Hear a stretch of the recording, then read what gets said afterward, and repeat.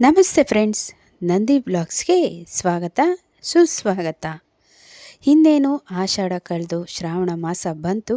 ಹಾಗೆ ವರಮಹಾಲಕ್ಷ್ಮಿ ಹಬ್ಬ ಯಾವ ದಿನ ಬಂದಿದೆ?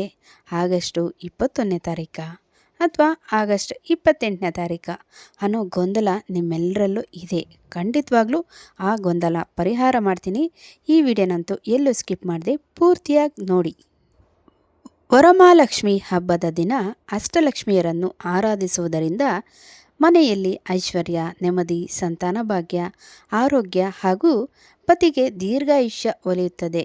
ಎಷ್ಟೇ ಕಷ್ಟಗಳಿದ್ದರೂ ಶ್ರದ್ಧೆಯಿಂದ ಈ ವ್ರತವನ್ನು ಮಾಡಿದರೆ ದೇವಿಯ ಒಲಿತಾಳೆ ಎಂಬುದು ಭಕ್ತರ ನಂಬಿಕೆ ಸಹ ಆಗಿದೆ. ಹಿಂದೂ ಪಂಚಾಂಗದ ಪ್ರಕಾರ ಶ್ರಾವಣ ಮಾಸವು ಹಬ್ಬಗಳ ಆಗರವಾಗಿದೆ.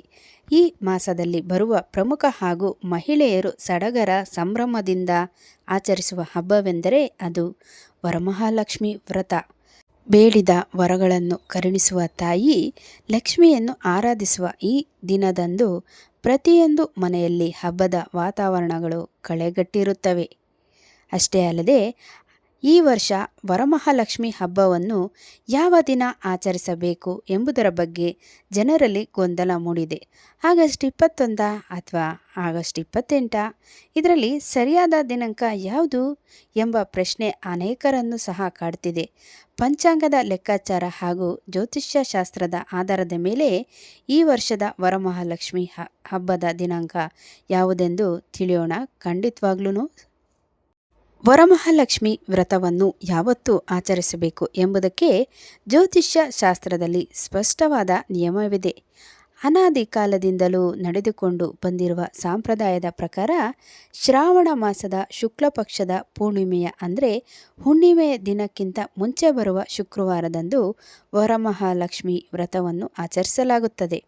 ಆದರೆ ರಕ್ಷಾಬಂಧನ ಹಬ್ಬದ ಹಿಂದಿನ ಶುಕ್ರವಾರ ಈ ಪವಿತ್ರ ವ್ರತವನ್ನು ಮಾಡುವುದು ವಾಡಿಕೆ. ಯಾವ ದಿನ ಆಚರಿಸಬೇಕು ಅಂತ ನೋಡೋದಾದರೆ ಈ ವರ್ಷ ಶ್ರಾವಣ ಮಾಸದ ಪೂರ್ಣಿಮೆ ಆಗಸ್ಟ್ 28ರಂದು ಬಂದಿದೆ. ವಿಶೇಷವೆಂದರೆ ಆಗಸ್ಟ್ 28ನೇ ದಿನಾಂಕವು ಶುಕ್ರವಾರವೇ ಆಗಿದೆ. ಹುಣ್ಣಿಮೆಯು ಶುಕ್ರವಾರವೇ ಬಂದಿರುವ ಕಾರಣ ವರಮಹಾಲಕ್ಷ್ಮಿ ಹಬ್ಬವನ್ನು ಹಿಂದಿನ ವಾರ ಆಚರಿಸಬೇಕಾ ಅಥವಾ ಹುಣ್ಣಿಮೆಯ ದಿನವೇ ಆಚರಿಸಬೇಕಾ ಎಂಬ ಗೊಂದಲ ಸಹಜವಾಗಿದೆ. ಶಾಸ್ತ್ರಗಳ ಪ್ರಕಾರ ಪೂರ್ಣಿಮೆ ತಿಥಿಯು ಶುಕ್ರವಾರದಂದೇ ಬಂದರೆ ಅದು ದೇವಿಯ ಆರಾಧನೆಗೆ ಶ್ರೇಷ್ಠ ಹಾಗೂ ಮಂಗಳಕರ ದಿನವಾಗಿರುತ್ತದೆ. ಆದ್ದರಿಂದ ಯಾವುದೇ ಗೊಂದಲವಿಲ್ಲದೆ ಈ ವರ್ಷದ ವರಮಹಾಲಕ್ಷ್ಮಿ ಹಬ್ಬವನ್ನು ಆಗಸ್ಟ್ 28ರಂದೇ ಆಚರಿಸುವುದು ಶಾಸ್ತ್ರ ಸಮ್ಮತವಾಗಿದೆ ಎಂದು ಅವರು ಹೇಳಿದ್ದಾರೆ. ಹುಣ್ಣಿಮೆ ಹಾಗೂ ಶುಕ್ರವಾರದ ಈ ಅಪರೂಪದ ಸಂಯೋಗವು ಪೂಜೆಯ ಫಲವನ್ನು ಇಮ್ಮಡಿಗೊಳಿಸುತ್ತದೆ ಎಂದು ತಿಳಿಸಿದ್ದಾರೆ.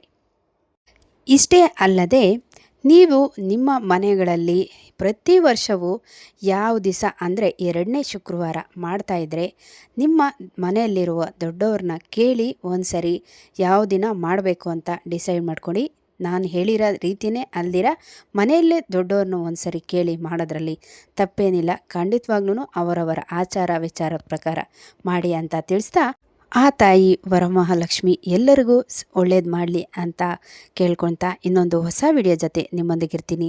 ಅಲ್ಲಿವರೆಗೂ ನಮ್ಮ ನಂದಿ ಬ್ಲಾಗ್ಸ್ನ ವೀಕ್ಷಿಸ್ತಾ ಇರಿ. ವೀಕ್ಷಿಸಿದವರೆಲ್ಲರಿಗೂ ಧನ್ಯವಾದಗಳು.